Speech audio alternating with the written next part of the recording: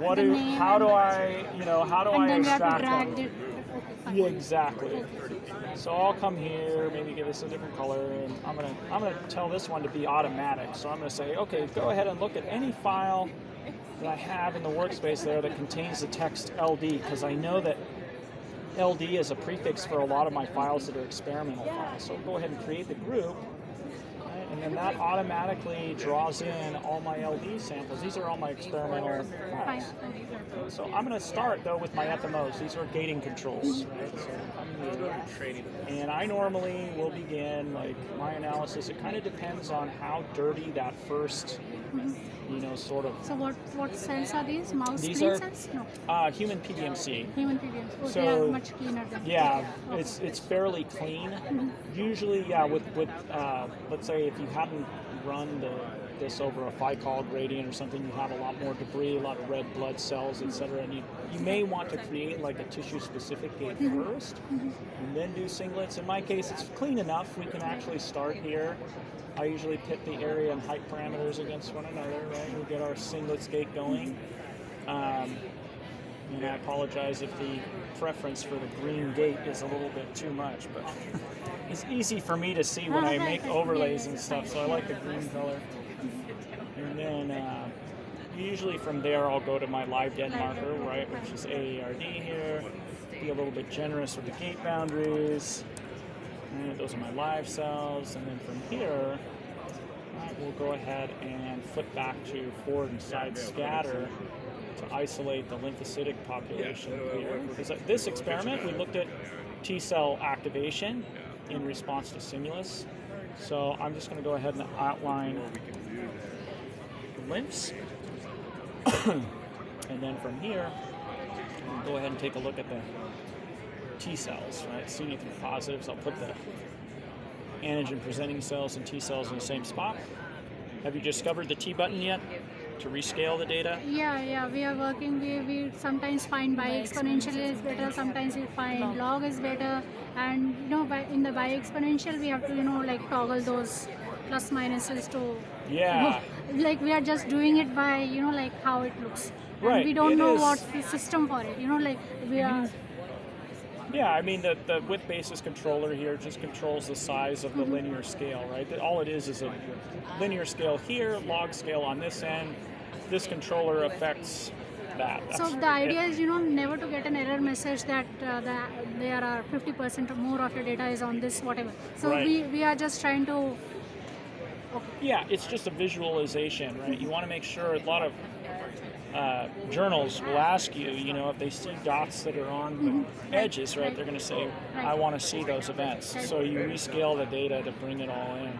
It's just a visual though. So it doesn't change the data. It just changes how you look. And is there a way to like once you have got everything, then you can do a backgating to like the BD FACS Diva does? How to Yes. which the end population? Suppose the end population. Where exactly is it in the FSC, SSC, the first one? How we'll do that? do that here. So let me set up a series of gates so I can convince you, that a fairly small population, you can see where it falls on, a much larger, just like Diva does it. There's one slight difference, but we'll see what happens there. So go ahead and hit my CD4s versus my CD8s. Show you a trick here too as well.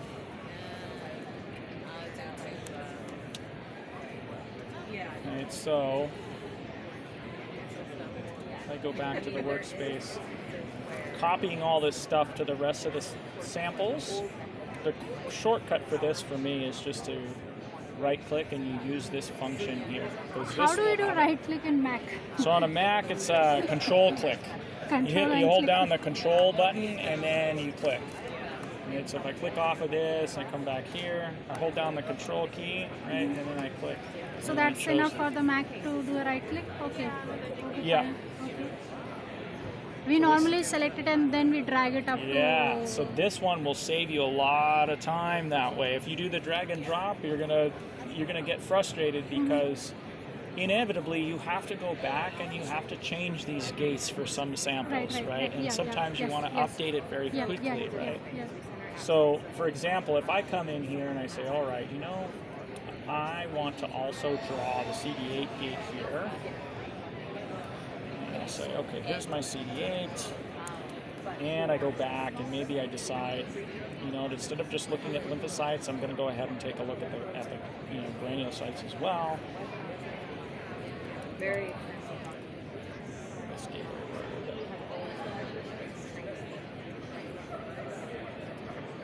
Right, now I have these two gates interspersed in the hierarchy, and now if you do the drag and drop, you have to take them like one by one, right, to get them in the right spot. Right.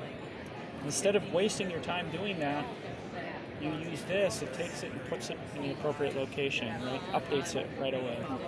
So it saves you, I think it saves a ton of time. All right, so from here I will create, let's work with a couple of readout markers for T-cell activation. And I'm going to jump to the FMO that doesn't contain interferon to set the gate. Right, and create something that looks like this.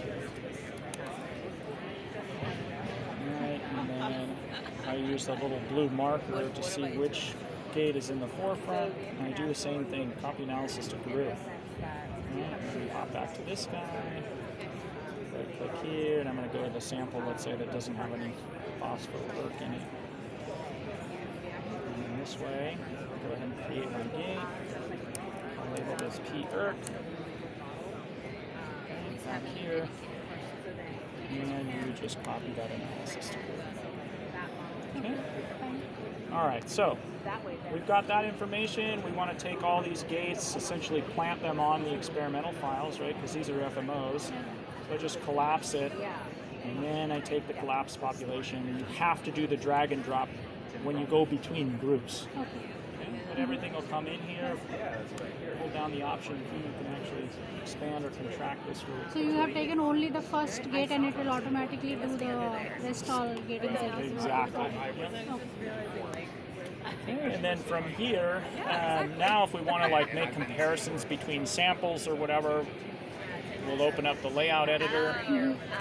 This just opens up a module that you can now put your plots into. And did you also find any trouble in doing the portrait versus landscape? What was it? How do we change this into portrait versus landscape?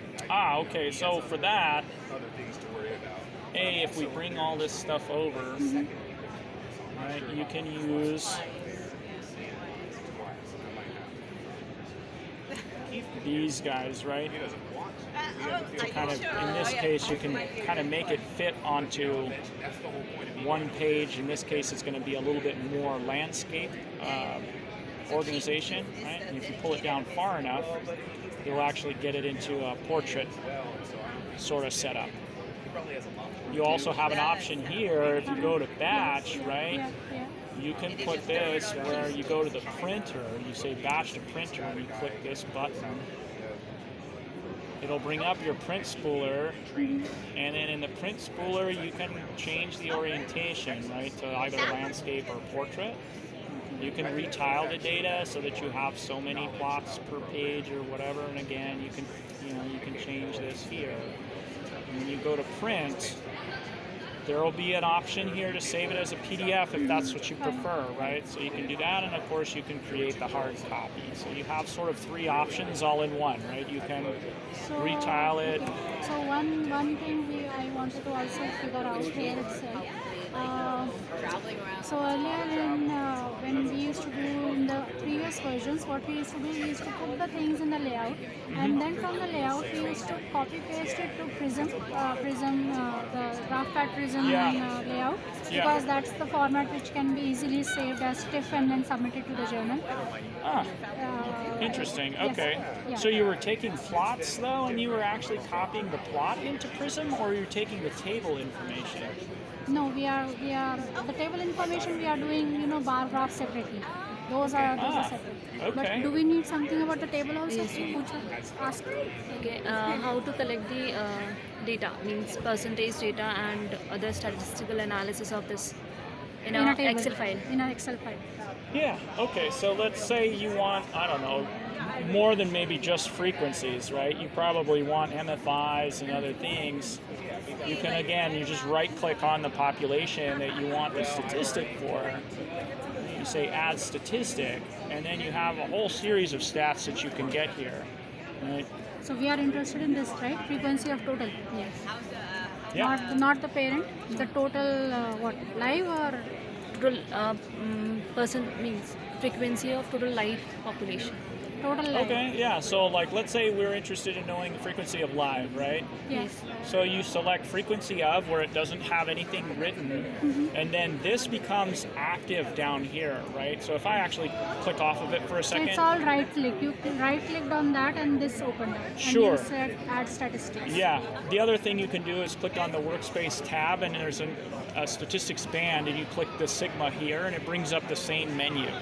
So there's redundancy in places so you can find it. But you want to choose, when you want a frequency of some other like population, click frequency of, and where it's blank, it'll tell you like, okay, well, choose the ancestor, right? Which population you want it of. You say, okay, of live, the population that you're interested in getting that stat for, in this case is interferon, but you know, you can always change this out to something else. Maybe I want it for phosphouric. You click add. Right. Once you click add, it puts a little stat node here for you. So it's telling me right now the frequency of live, these cells represent 0.54%, right, of the live cells. We do that for interferon, right? It's probably going to be a similar, similar percentage.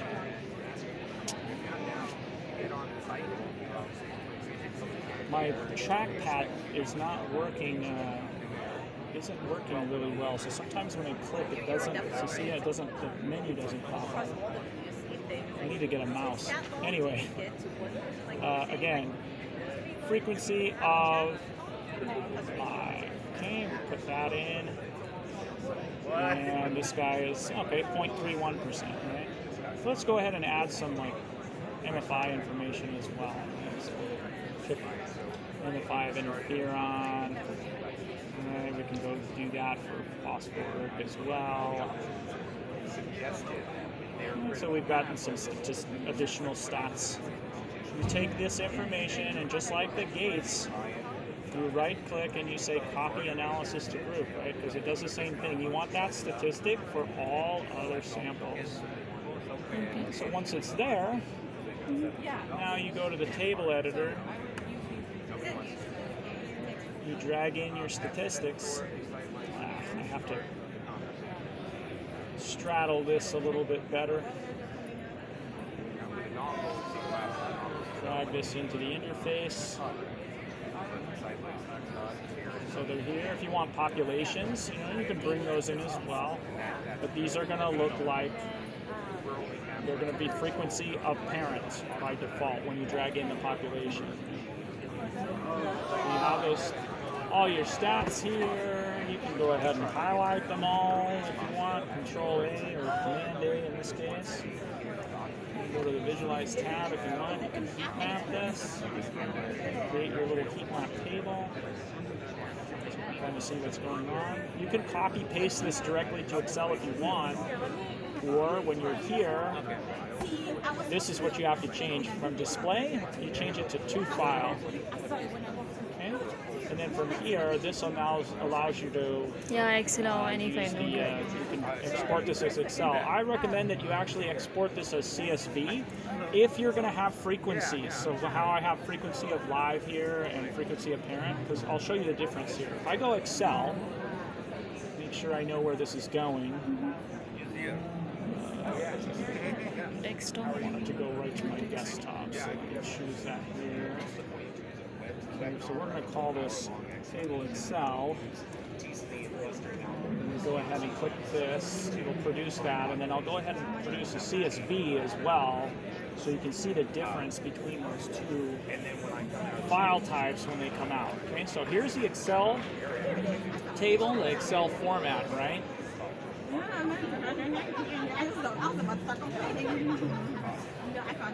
Start just by looking at it right now. Come on.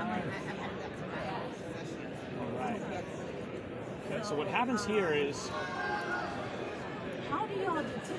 we get this percentage sign put in there, right? And now if I want to like say equals sum, right, G2 colon, I don't know, G20, right? Did you need to scan me? It gives me a zero or an error because it reads this right now as text. It doesn't read it as numbers. So you actually have to, if you export it as Excel, you have we to have get to rid of manually the... enter. We actually we do a lot of stuff, right? We manually enter Yeah, and so then we have to do. don't manually do it. Just export it as a CSV, right? Because if you do this, the CSV will give you the percentages here, right? Without the percent sign. And now you can just do the same thing, but your calculations will work, right? So for opening the CSV, we only need Excel. That's it. Yeah. Okay.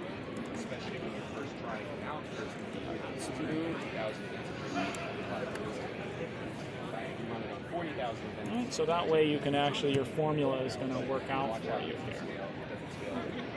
So yes, coming back to our question now, two questions are left. How to do the backgating, Yes, okay, and yeah. then how to, copy paste with the axis information. We want to label the axes ourselves in Prism. We Yeah. want to remove those axes and we want to make it bold. So Yeah. how to, make it, the line weights and everything, dots more bigger and the line weights more, having more weights so that Yeah. it's easily visible when. Okay, so what I would do in that case, right, let's deal with the formatting first. Double click on the plot, Yeah. Uh-huh. go to the annotation tab here, and you can get rid of everything if you want, right? You can use the bottom section here if you want to create your own label, right? So let's say we want this to read CD. This is actually x-axis is interferon, and y-axis was Oh, we can do CD8. it ourselves? Yeah, so you can apply it here, right? And now it reads whatever you write in there versus this comp blah blah blah. Yes. Okay. Yeah. Right. That's So you double click, uh-huh. annotate. You use this box. Right? In my case So here, how did you remove the original one first? the original I just unticked all the boxes, But we want the gates, right? but you want the gates. We don't want show frequencies. Yeah, if you don't want to show the frequencies or the population names. In this case, there isn't any frequency or But when population we name. remove the annotation, I think the only thing which goes away is this, right? That's correct, yeah. If you just get rid of that, the little box in the bottom goes away. Those things still remain. Yep. So then how did you...